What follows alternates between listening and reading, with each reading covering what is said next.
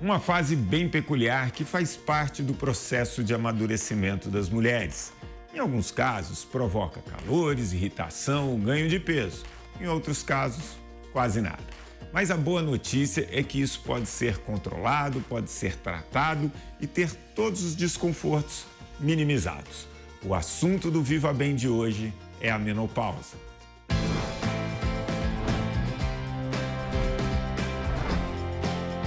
Jovem Pan Viva Bem, com Márcio Atala. E eu recebo a doutora Alessandra Raskovski, médica endocrinologista e especialista no assunto. E esse assunto é menopausa. Primeiro, super obrigado por ter aceitado o convite. É um prazer enorme, porque a gente tem que falar muito desse assunto. Nunca foi tão falado, né? Menopausa, acho que nunca foi tão abordado. Eu não sei se existia um tabu antes, mas enfim, hoje é um assunto muito presente. E aí a primeira pergunta, óbvio, é: o que é a menopausa? O que caracteriza a menopausa? Eu acho que o que está acontecendo é que com a longevidade tem muitas mulheres no mercado de trabalho, muita gente passando por isso, né? Entre as brasileiras, em torno de 8% da população brasileira são mulheres nessa fase. Então o impacto é muito grande, né? E impacta quem cuida e quem é cuidado. Então o que é menopausa? Menopausa é a falência ovariana que vai deixar de produzir os hormônios sexuais, principalmente estrógeno, progesterona e testosterona. O que acaba acontecendo é que a gente sempre relaciona a menopausa, que por definição é parada de menstruação há 1 ano, com o fim da fase reprodutiva. E é mesmo. Só que o ponto, hoje em dia, quantas mulheres usam DIUs que têm hormônio e inibem menstruação? Então, a parada da menstruação não é mais um parâmetro. Eu costumo brincar que essa classificação está um pouco démodé, né? O que vai acontecendo, que é muito importante, é a gente entender, talvez o mais importante, é que o período de transição, ele começa muito antes da parada total da menstruação. Dura entre 1 a 9 anos. E aí, a mulher vai tendo sintomas flutuantes até a hora que ela tem, muitas vezes, o combo todo. Tá, antes de falar desses sintomas flutuantes, né? Você falou de 3 hormônios em que praticamente você deixa de produzir. Acho que a testosterona ainda produz um pouco ou não? Produz um pouquinho, porque produz na glândula adrenal. Os outros 2 vai a zero, né? Principalmente estrógeno, né? E o estrógeno é o mestre aí dos hormônios para a mulher. E esse declínio nessa fase pré-menopausa, você já começa aos poucos a ter o declínio desses hormônios? Você começa a ter declínio hormonal a partir ali de uns 35 anos e aumenta a partir dos 40. Então, a média das mulheres que entram em menopausa é em torno de 45 a 55 anos, né?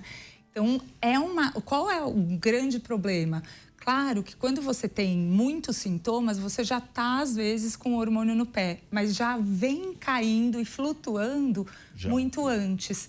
E tem alguns trabalhos hoje que falam: não me reconheço mais, é o título do artigo científico, ou eu estou ficando louca. A gente escuta isso muito, né? E quais são esses sintomas que começam a aparecer na pré-menopausa? Então, muitas vezes o cansaço. Então, é uma mulher que sempre treinou, sempre teve uma vida ativa e ela começa a acordar, elas falam pra gente assim: eu tô com preguiça. Eu treinava tão bem, eu gosto, mas eu tô com muita preguiça.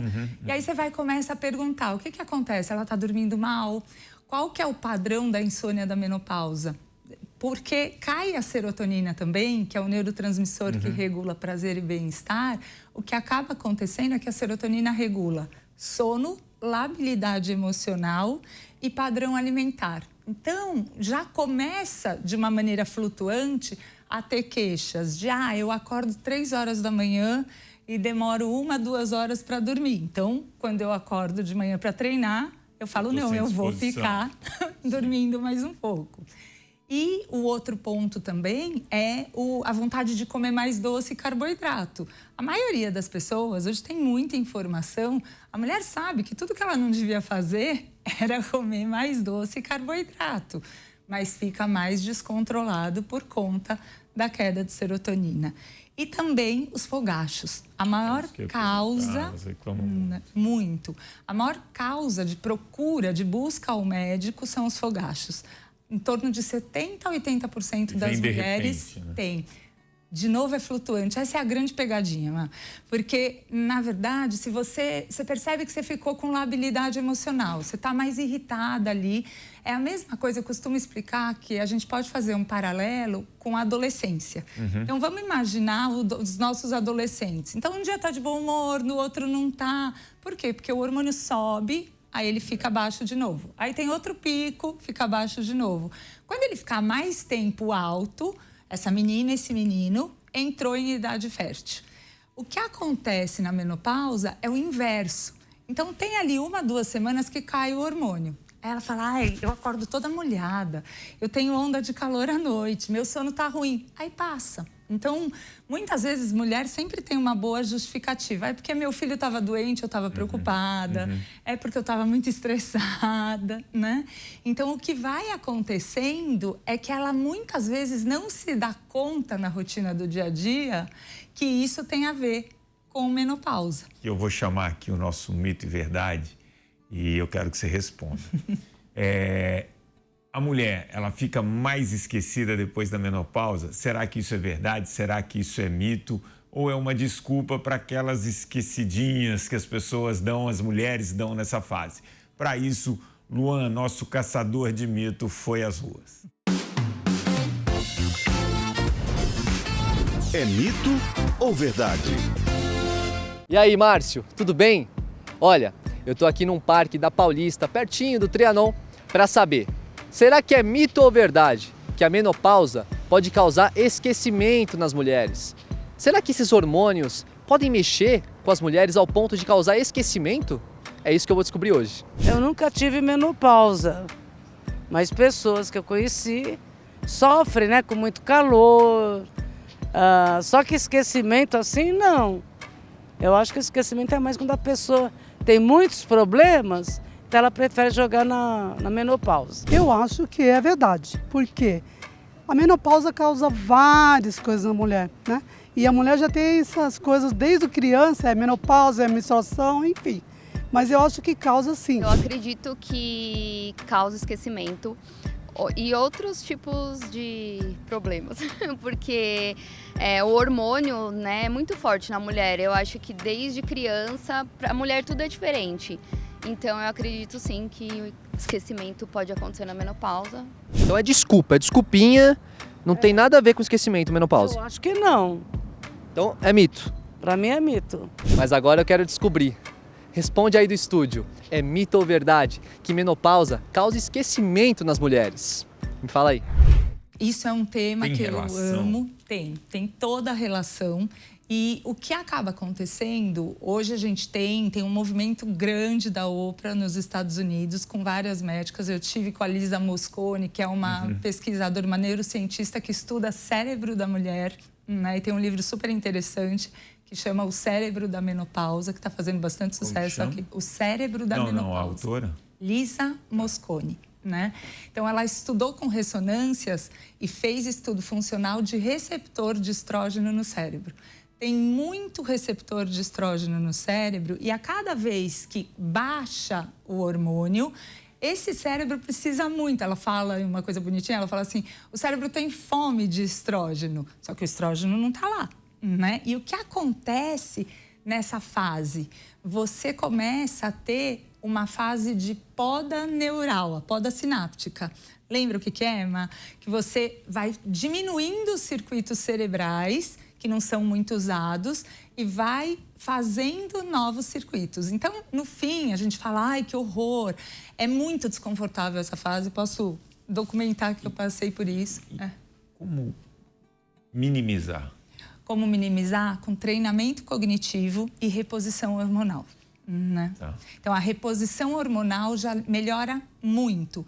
Outra coisa fundamental, tudo que faz novos circuitos cerebrais. Atividade física, sono adequado e alimentação. É verdade, né? Não é um mito. Tem essa coisa do esquecimento. E aí eu queria que você respondesse. Você falou, bom, é verdade, a gente tem esse esquecimento, mas a gente tem que ter ali uma combinação que pode atenuar isso. Exatamente. Que é que é o estilo de vida. Isso. Então, você está falando de, eu fiz atividade física, eu vou, teoricamente, ter um sono melhor. Se eu tiver uma alimentação, mais regradinha, meu sono também vai ter uma melhor qualidade. Quando eu faço atividade física, eu produzo novos neurônios. Mas você falou de reposição hormonal. Isso. Só que as pessoas têm muito medo da reposição hormonal. Muito. Muitas pessoas que assistem esse programa, que me seguem, assim, a maioria é mulher, e maioria mulher ou na menopausa ou, enfim, que passou. Né? E aí é o seguinte, elas morrem de medo de fazer a reposição. Qual que é o risco? Para quem é indicado? É para todo mundo? Eu acho que a gente precisa ter duas coisas muito em mente.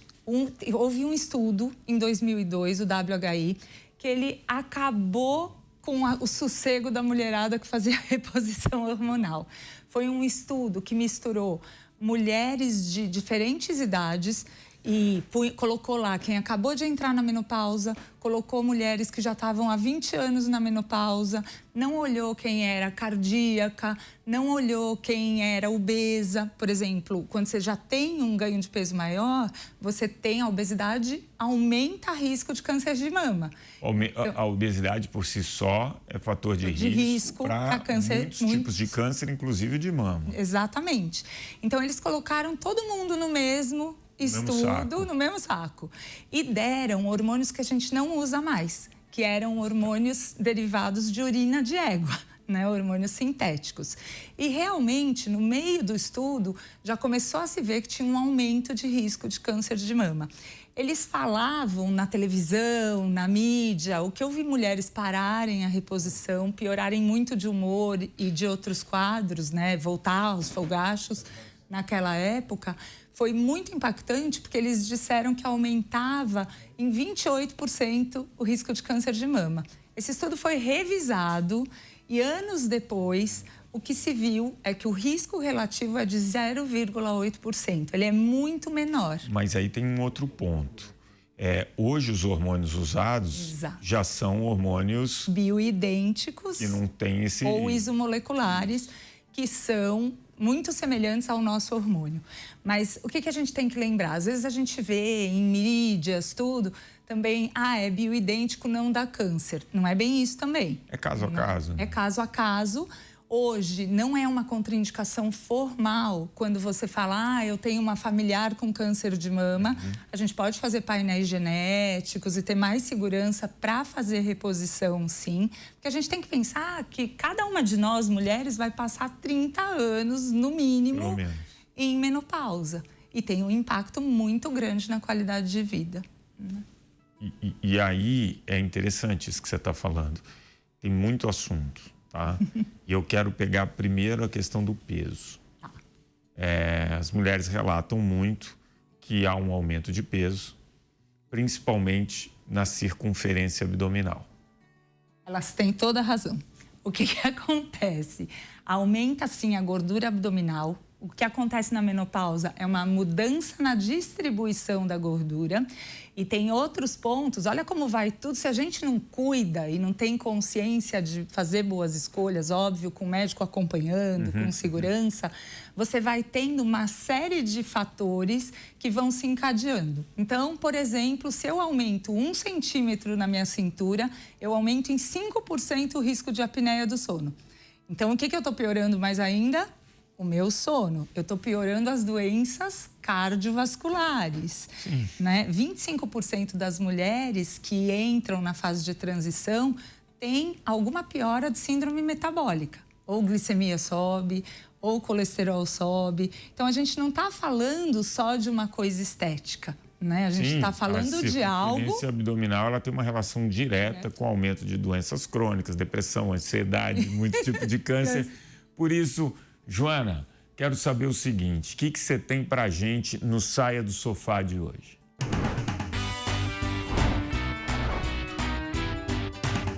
O Saia do Sofá de hoje é o treino derrete a gordura pós-menopausa. Eu tô querendo, viu? E aí, qual é o melhor treino para queimar essa gordura abdominal? É o treino intervalado, de alta intensidade. Você pode fazer ele na bicicleta, você pode fazer ele na natação, você pode fazer ele na escada da academia, você pode fazer ele correndo, você pode escolher a modalidade que você quiser, desde que você varie os estímulos, sendo que os estímulos vão ser bem fortes e você vai ter um descanso praticamente parado. Eu vou escolher a modalidade da corrida para fazer os meus intervalos aqui. Vou fazer estímulos curtos e intervalos vão ser mais ou menos o tempo para eu recuperar a frequência cardíaca e que vai corresponder mais ou menos ao tempo do tiro ou até o dobro, ou seja, tiros de 30 segundos, eu vou descansar entre 30 segundos e 1 minuto e saio para o segundo tiro.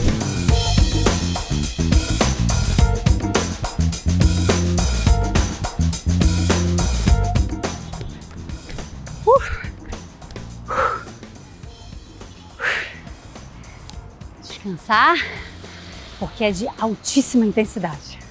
E partir para o próximo.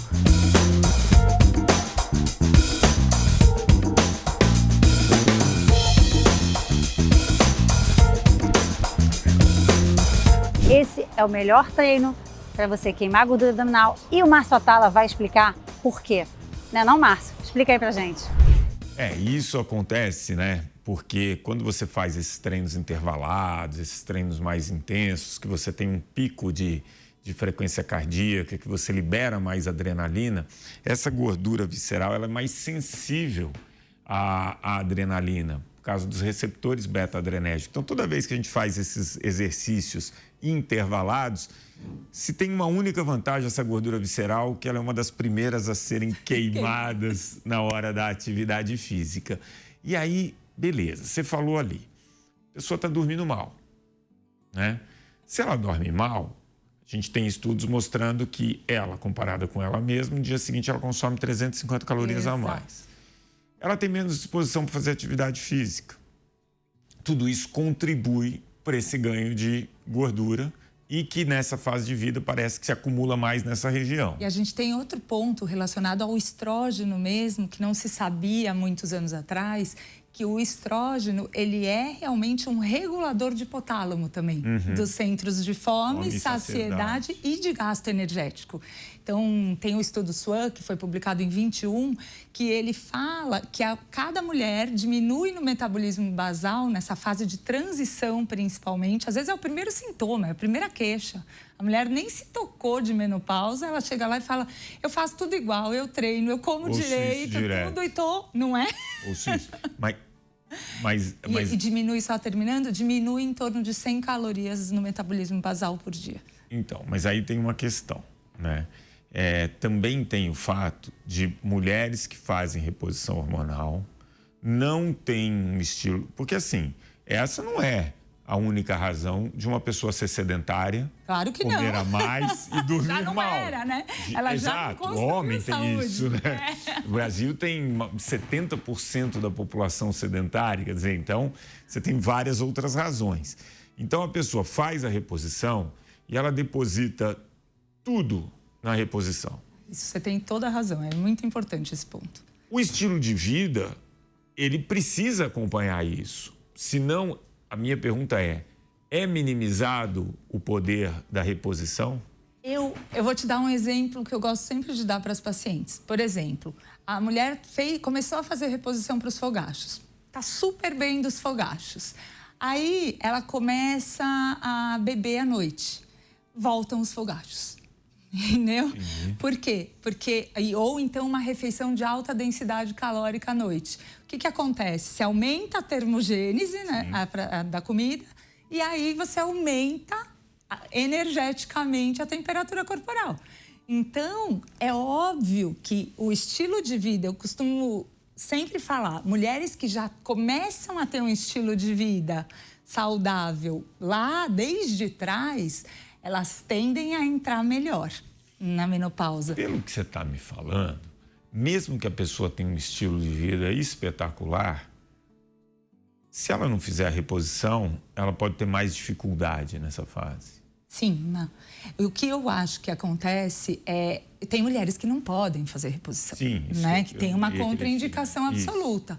Só que aí a gente vai lançar mão de outras coisas. Então, por exemplo, uma mulher com insônia, eu recebo pacientes assim no consultório diariamente. Então, essa semana mesmo, uma paciente veio, ela falou, eu tô com uma insônia horrível, eu não durmo bem, eu não rendo mais no trabalho, eu pedi licença do trabalho porque eu não consigo produzir.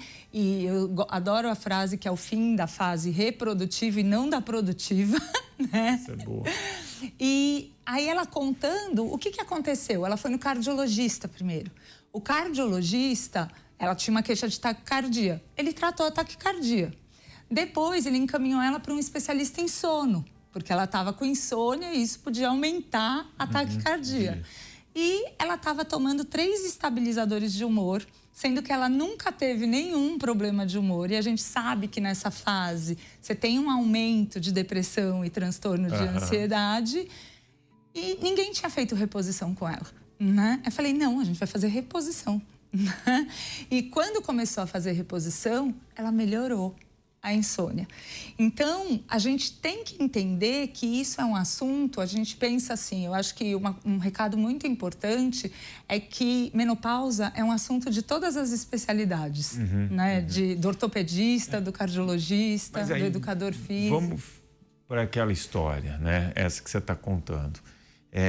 Imagina que essa mulher não pudesse fazer reposição. Aí ela trata o quê? O sono? Como que ela faz? Aí o que a gente acaba fazendo... Eu gosto de fitoterapia na transição menopausal e na menopausa, porque às vezes já ajuda muito, né? E já ameniza alguns efeitos. E os outros efeitos, muitas vezes você vai ter que entrar, por exemplo, com um antidepressivo que controla calores, já que ela não pode fazer reposição. Mas o que não dá é para deixar essa mulher sem cuidado, sozinha e abandonada, e na cara e coragem, né? E aí eu gosto de tocar num assunto que elas falam muito comigo, que muitos casamentos acabam, porque diminui a libido e aí tem essa dificuldade no relacionamento. Como que é isso? Então, a diminuição da libido, ela tem 1000 facetas, né? Às vezes o relacionamento ali já está totalmente desconectado, né? E quando você vai escutando, você fala, peraí, né? De que libido você está falando? Obviamente, tem um ponto que é fundamental, que diminui muito a lubrificação vaginal sem estrógeno. E o que acontece com a mulher é uma atrofia urogenital. O que eu estou querendo dizer com isso? A uretra atrofia, né? Então, por isso, muitas mulheres têm infecções urinárias ou têm perda de xixi, a incontinência urinária, né? E além da secura que pode doer na relação. Então, a gente tem sintomas físicos que podem ser tratados. Uma coisa interessante é que mesmo, acabou de sair um trabalho muito grande, que mesmo mulheres que tiveram câncer em tratamento, às vezes, se é muito intenso esse sintoma, ela pode usar hormônio vaginal. Entendi. Entendeu? Então, o que a gente tem que lembrar é que, vamos pensar assim, menopausa não é doença, mas ela pode virar, né? Se eu tenho infecção urinária toda hora, se eu tenho incontinência urinária, eu começo a adoecer, né? E aí, eu vejo nas academias, com uma certa frequência, mulheres na faixa dos 60, 65 anos, com o abdômen trincado de um garoto de 20 anos. Sim. Eu falo, acho que isso não é muito normal, né? Acho que tem uma testosterona aí. E aí é que eu queria perguntar. Você falou de repor outros hormônios que não a testosterona. A testosterona realmente precisa repor para a mulher? Depende da mulher. Tudo aqui, todas as respostas são de um olhar individualizado e personalizado. O que eu acho que é super importante deixar, a única indicação de uso de testosterona que existe nos protocolos, nos guidelines, nas diretrizes, é para parte de diminuição de libido mesmo, que é chamado de desejo hipoativo, sexual hipoativo, né? Então, isso é uma indicação, sim, de testosterona. Se a mulher já está com estrógeno e ela não teve melhora e você vê que tem outras condições que já foram arrumadas... Mas não é naquela quantidade que fica claro aqui que não! Pô! Outro dia eu estava fazendo leg press na academia, tinha uma senhora de 78 anos levantando 400 quilos no leg press. Eu falei, rapaz, tá bonito isso. E aí, é sério, pior que é sério. E aí, uma das coisas que é muito prevalente na mulher que está na menopausa é a osteoporose. Isso. Cada 10 casos de osteoporose, 92% é nessa faixa de idade com mulheres. Por que acontece essa perda de massa óssea? Então, existe, o tempo inteiro, a gente tem célula formadora de osso e destruidora de osso, né? E isso fica em equilíbrio. Quando cai o estrógeno, desequilibra isso, né? Então, você tem um predomínio da destruição óssea. E o primeiro ano, principalmente, da menopausa, é o ano onde você tem mais perda óssea. Fica aqui até uma dica para as mulheres, que é sempre já ter feito alguma densitometria óssea basal para saber como era o osso. Claro, então, às poder vezes, ter esse parâmetro. Agora, deixa eu te falar. Quando a mulher é muito magrinha... Tá, ela tem maior risco. Maior risco, né? Sim. Porque ela está entrando na menopausa, ela é muito magrinha. Por mais que ela fale, mas eu corro, eu faço... Muito magrinha acaba sendo um fator de risco. Sim, acaba sendo um fator de risco. Porque se diminui o impacto ósseo quando... Exatamente. E a obesidade tem muito pouca coisa que é beneficiada, o osso. Então, quero te agradecer muito, muito mesmo a participação, que eu tenho certeza que você ajudou muita gente. Super obrigada. Obrigado você. Nosso Viva Bem vai ficando por aqui hoje. E você já sabe que você pode ver, rever no YouTube, no canal da Jovem Pan News. E aí você compartilha com quem você quer. Também pode dar aquela sua corridinha ouvindo esse programa lá no Spotify. Combinado? Semana que vem a gente está de volta com mais um Viva Bem.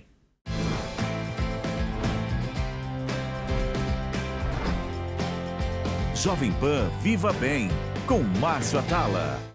A opinião dos nossos comentaristas não reflete necessariamente a opinião do Grupo Jovem Pan de Comunicação.